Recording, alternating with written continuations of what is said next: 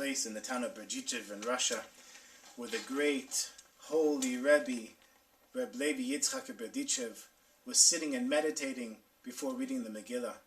And everybody was there in the shul. The whole town was waiting for the Rebbe to start reading the megillah, when all of a sudden the gabbai comes over to him and says to him, Rebbe, this woman here has a question about the kashrut of her chicken.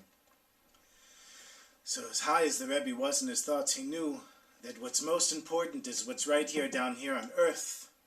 And he goes with the woman into the back room where he would meet people in the shul. And she says, Rebbe, listen, my husband is sick and my children haven't eaten anything in days, and we're mamish poor, we have nothing. And I spent my last pennies to buy this chicken, but when I opened it up, I saw that something wasn't sure, and I don't think it's kosher, and please, Rebbe, hopefully you'll say it's kosher.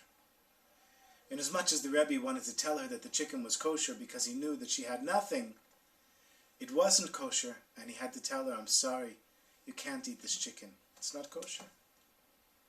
She said, what? Rebbe, what am I going to do? I have nothing.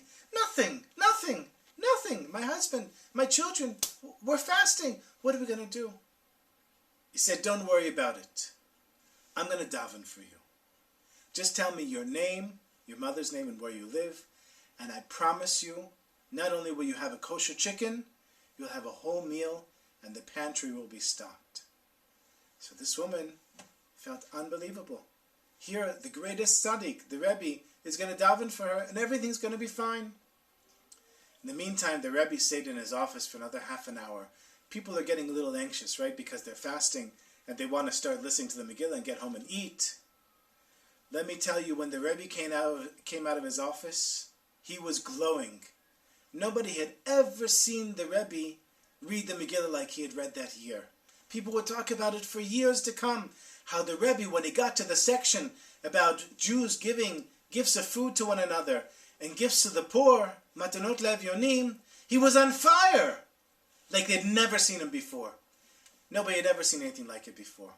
So this woman, when she gets home, she's of course waiting to see the Rebbe's blessing fulfilled. She gets home and she wasn't disappointed. There, sitting on the table, was a whole feast of cooked food, and the pantry was completely stocked. It was unbelievable. So she goes to find her husband and ask him what happened, and he was sleeping. She wakes him up, says, "No, what's going on?"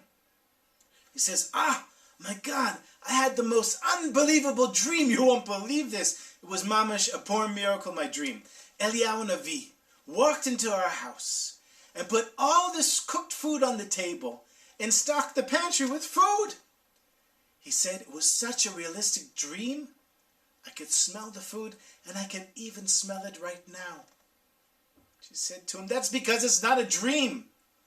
It's real. Come and look. And he goes into the other room and sees the table filled with food, the food that he dreamt about, and the pantry is stocked. In the meantime, Reb Levi Yitzchak and his family come home, of course after fasting themselves. And to their surprise and deep disappointment, they saw that a little thief broke into their house. And all the thief stole was the food in the pantry and the cooked food for the feast. Now the Rebbe's wife, she was at her wit's end, and she was ready to practically pass out from the exhaustion and from the stress. But then she noticed her husband was standing in the other room, and he was pacing back and forth and singing a little song. I lie, lily, lie, lie, lie, lie, lie, lily, lie, lie, I lily, lie, lie, lie, lily, lie. The Rebbe's wife knew what was going on. It didn't take long before word got around that the Rebbe and his family had no food to break the fast, and within a matter of 10 or 15 minutes the table was filled with food and the pantry stocked 10 times over. And you know what, that Purim, everyone in Berdechev was happy. The poor family that never had so much food in their whole life, they were happy. And the Rebbe's wife and of course the whole family, they were happy. But no one was happier than Reb Levi Yitzchak of Berdechev. because never in his life had he had the chance to do the mitzvah of giving gifts to the poor on Purim like he had done that year.